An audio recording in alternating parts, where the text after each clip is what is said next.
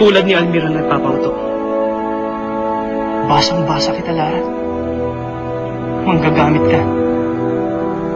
Kahit ayaw mo kay Almiro, pinaasa mo pa rin siya. Dahil alam mo may pakinabang ka sa kanya.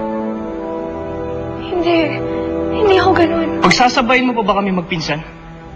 Kung iniisip mo mapapabilog mo din ang ulo ko, doon ka nagkakamali. Dahil hindi ako magpapaloko sa'yo. Kaya huwag ka na umasa. Dahil hindi ako magkakagusto sa'yo.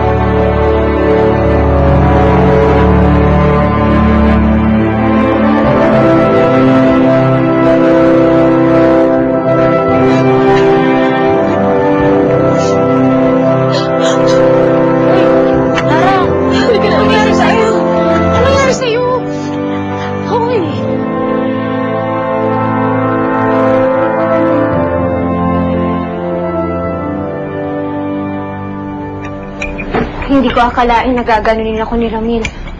Baka nagalit lang yun kasi binasted mo ang pinsan niya. Baka protective siya doon. Ayaw mo nun, sensitive sa ibang tao. Pero para sa akin, bastos.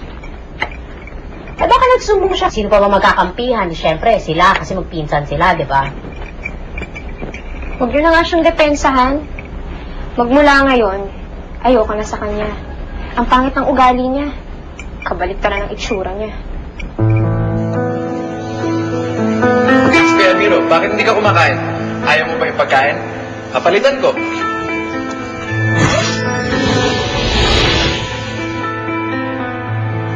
Wala akong gana. Alexi, balik mo na kaya sa dati. Masasarap yun.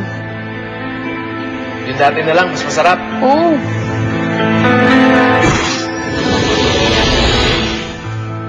Yan. Yan.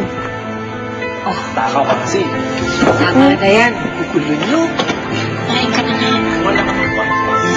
One. Cheers.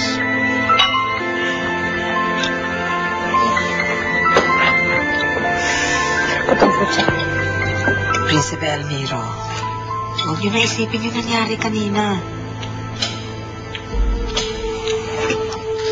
Naaawa kasi ako kay Lara eh.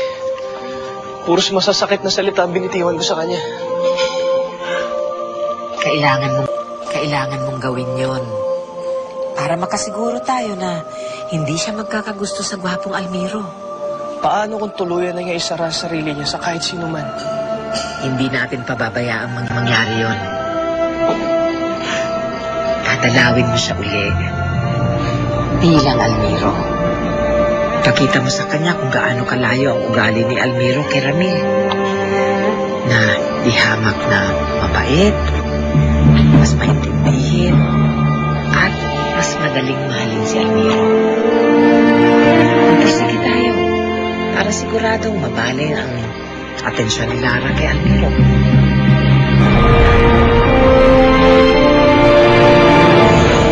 Basta na kayo, Andy. Naalala ko tuloy si Inay. Anong ginagawa mo dito, ha? Hindi mo alam dahil sa nanay mo madaming namatay? Pati si Junior namatay! Umalis kayo dito, magsalot kayo! Alis na kayo! Ba't mo ako sinumbo kay mama, ha? Hindi, anong hindi? Buwisit ka sa buhay ko! Inisip niyo pa rin ba yung dalagang bumisita sa inyo? Di ko alam kung tama o mali ang ginawa ko. Bakit sisinsisi ako? O andito lang sana si Avino. Alam niya kung anong tamang pakikitungo sa babae. Sir, kailangan niyo ba ng tulong?